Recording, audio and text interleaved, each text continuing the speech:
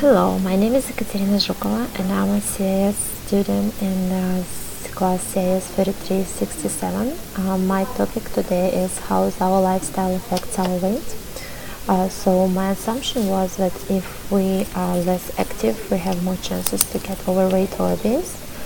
So we found information on Statista website through Baruch Library, which shows me the percentage of physically inactive people in US by state and also the obesity by state. I connected those two data sets in one by copy paste because they match each other by state, match each other by percentage and year. So I could actually just stop there and say, hey, we have physically inactive people. We going to do conditional formatting by highest. So highlight the cells with greater than, for example, 28% for physically inactive people and 34% for people with obesity. And we will get 11 states, which says that actually 7 of them, they in pink. You can see that first in Alabama physically is highest rate, one of the highest rate of physically inactive people. It also has one of the highest rate in the people who have obesity. Here we go. We prove my thesis. Also, I condition formatting by less than, and I put less than 16% for physically inactive people and less than 23% for people with obesity. And it's also which 3 states show up, and out of 3, 2 of them have kind of this correlation, having low rate of people with obesity and low rate of people who are inactive. So I could just stop here and say that's great. I proved my thesis. However, for people who never actually looked at this data, visual information will be more easier to digest. So we can just do pivot table in this situation, and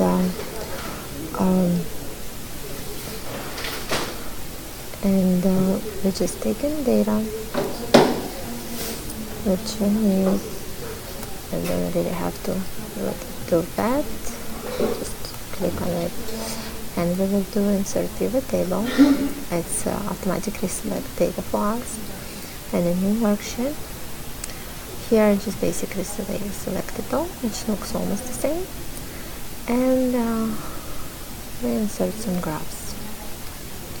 Here we go. So for people who don't really never really saw the data, this visual chart should be easy to understand. We will have to change the chart type to combo.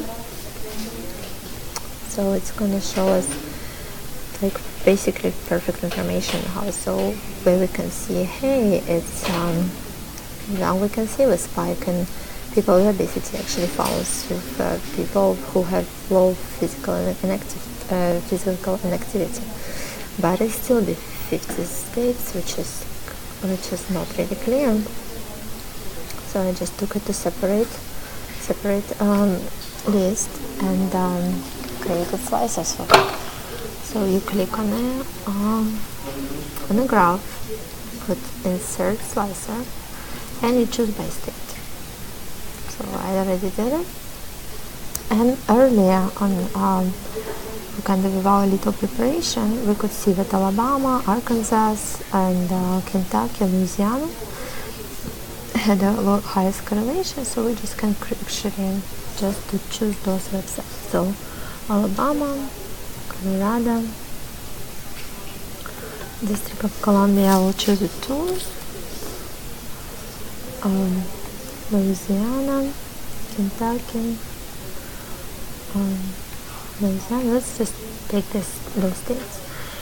So now we can actually see that my thesis was proved by this particular data that Colorado and District of Columbia, that it's people are actually more active compared to other states. They also have the lowest level of obesity, and Kentucky, Louisiana, and Alabama particularly, they have highest level of obesity and the highest level of people who are not physically active. So those data is easier to show, easier to present, and probably will be more convincing.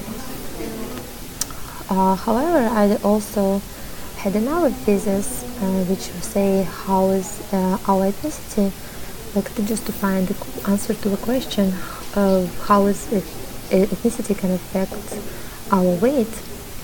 And here I had more difficulties because the data sets which I found wasn't really connected to each other.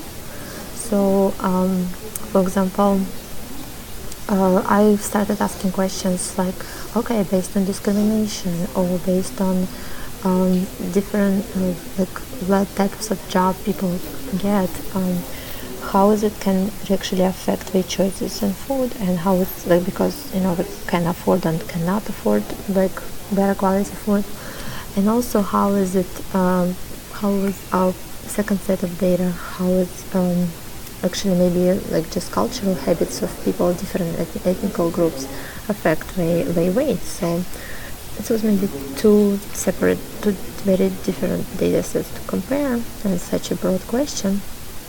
But I still want to show you how to use Power View, just like if those data actually was able to be connected, so we can avoid using slicers. So because Power View is actually kind of skip this part. So we can have so because I already put both data sets in it. So it wasn't a good idea to connect them this way, so we just leave it alone. So here is the first set, and you can also just create a chart, and here you kind of don't need slices because it's kind of built in already, so you can just check and see how Asians do in their management and in total, Hispanic, Black, and white by profession. It's also very easy to see. So in previous pivot view I did, Power View I did, it's also added percentage by obesity.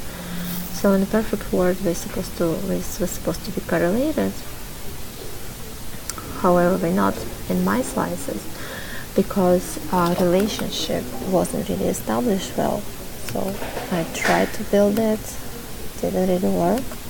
But again, the data is not really correlated at first place. It was two different data sets. However, if you will decide to do later for confirmation, you can probably find connectivities in it. So you could also make a relationship through slices by connecting like report connections and find different pivot tables and connect different slices, so everything works together. That is probably like later in the course and in different courses videos you can find it. So just for conclusion, today I show you how to create Power View and pivot table, which you will be able to sort by using slicers and show different prove your point or disprove your point. And